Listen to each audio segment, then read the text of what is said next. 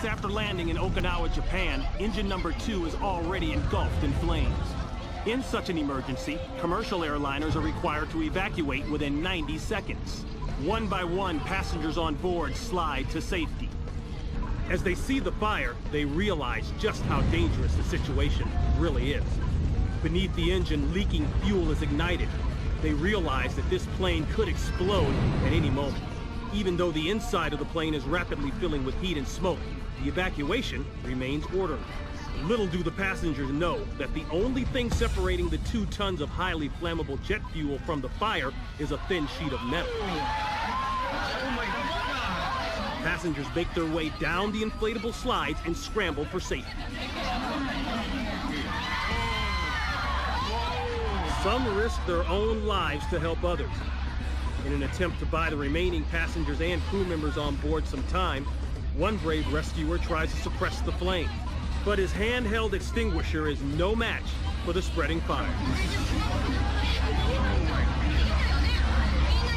Once the extinguisher is spent, he has no choice but to retreat.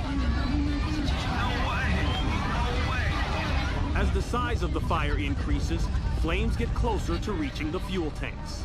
The crew begins to evacuate.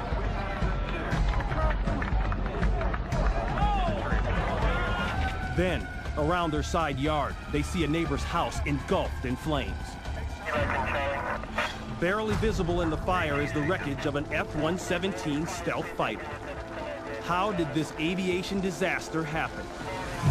Just moments before, spectators at the Glenn Martin State Airport were being treated to a flyby from the Air Force's once top-secret jet fighter, the F-117 Nighthawk.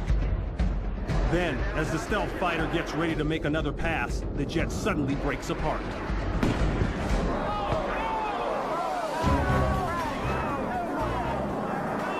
The wrecked plane plummets to the ground as the spectators watch in disbelief.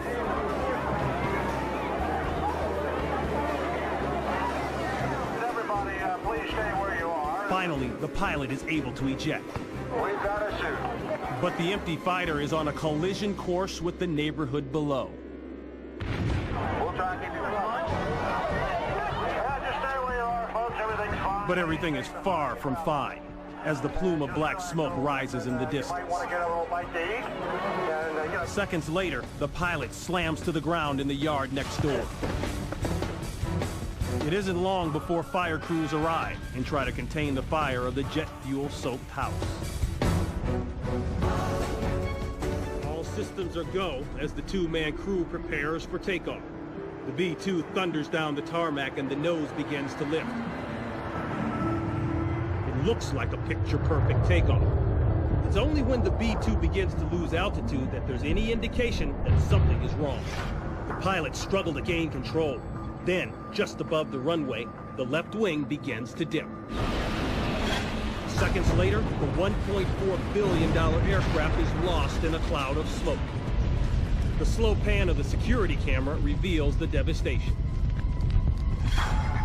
As the jet goes down, the 2-man crew has no choice but to eject. Both pilots sustain minor injuries and are released from the hospital.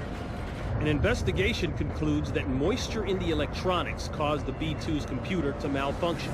As a result, the pilots lose complete control of the bomber.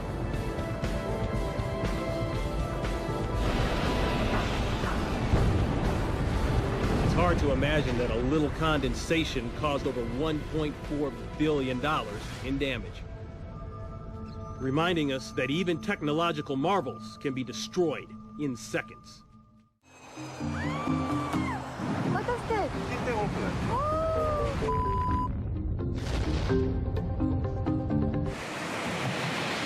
A Boeing 767 hits the waves at more than 200 miles per hour. Hijackers had forced the pilot to head for Australia, and now the jet has run out of fuel. The pilot attempts an emergency landing. The left wing of the 767 skims across the water, causing the plane to swing violently and break apart. Now, debris from the wreckage is strewn across miles of what will be a spectacular air combat maneuver known as the Split S. The slightest miscalculation can end in tragedy. He's drastically underestimated the altitude needed to perform this challenging dogfight maneuver. Descent about 1,000 feet too low. Halfway through the loop, Strickland realizes his mistake. He tries desperately to pull up the nose of the F-16, but it's beyond the plane's capabilities. Unable to pull out of the maneuver in time, Captain Strickland has no choice but to eject. A split second before the $20 million F-16 explodes into a ball of flames. The jet fighter careens down the runway for over 200 yards, and the engine over 100 more. 5 hours of performing high-altitude maneuvers, the plane comes in for a landing, just as the computer software fails.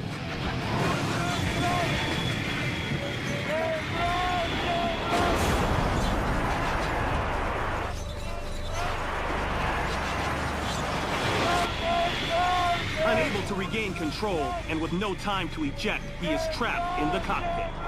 The horrific crash demolishes the plane. It continues to tumble hundreds of yards before stopping in a field. Flame-retardant foam is sprayed across the burning jet. Within moments, the flames are extinguished. The test pilot sustains only minor injuries. The same pilot is once again behind the controls of another Saab JAS-39 Gripen fighter.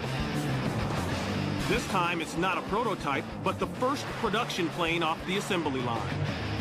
After a short time in the air, the plane becomes unresponsive, and the control system fails again.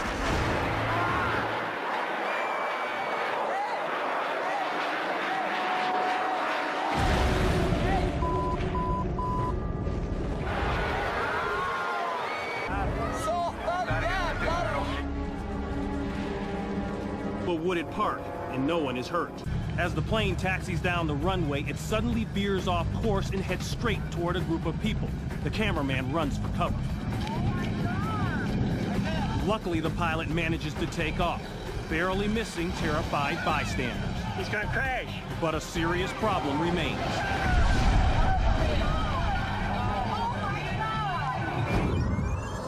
The first sign of trouble occurs when the pilot narrowly misses the bystanders. Then, once airborne, problems with the plane become more severe. As the left wing dips, the plane loses lift. Called a tip stall, the plane literally slips sideways out of the sky. Firefighters arrive almost immediately, quickly hosing down the plane to prevent a fire. When it's safe, medics carefully attend to the wounded pilots. A photograph of the airplane taken by a spectator moments before the accident shows a nylon strap attached between the left elevator and the rudder. This strap should have been removed prior to takeoff and was the sole cause of the crash. It's gonna crash.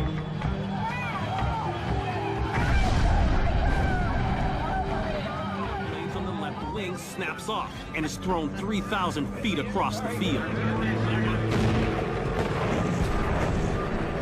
The breakage causes an explosion in the engine, and the plane stops.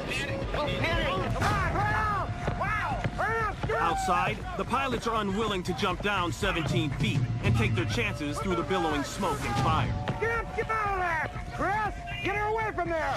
Is everybody out? Yes, pilot! Their decision pays off, and they head to safety. Get the hell back away from me, Mike! Finally, firefighters arrive, but it's too late to salvage the vintage aircraft.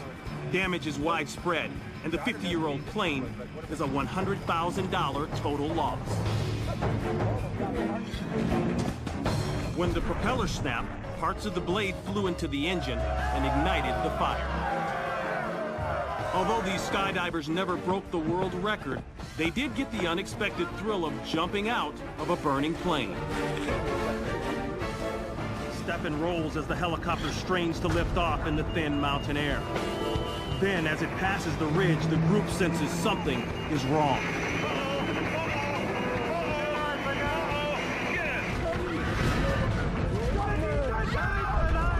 The former passengers watch.